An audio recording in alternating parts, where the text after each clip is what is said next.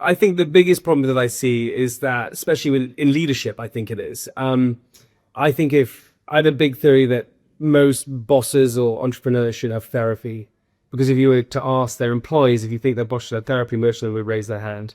And what happens is when you become a leader, you have an ego and your self-awareness disappears.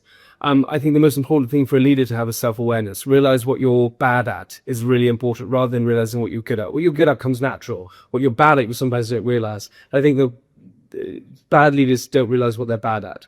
And I think that's where the biggest failure happens. The one message I would say would be patient.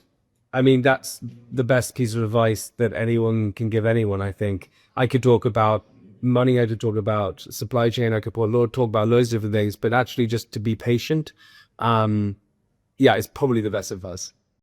The biggest challenges I see organizations facing is, I would say it's down to culture. Culture is such a buzzword, but I think that we live in an environment where people, everything's instant. You want to be entertained, you watch YouTube. You want to get drunk, you have a drink. Everything is so instant.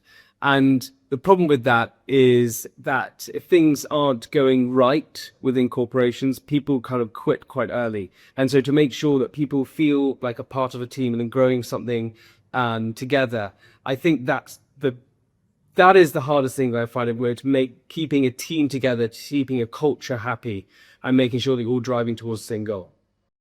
Every morning and every night, it's so cheesy, but I say gratitude. And it's so strange. This is bizarre, but this is two weird things. That really helps. That's for me personally.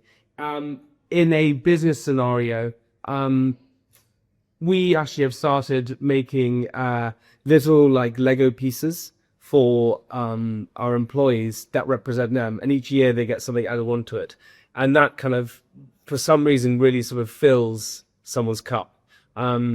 And so for me personally, always gratitude, and in the workspace, making sure that those little small little wins you can do with individuals, like a Lego piece, is important.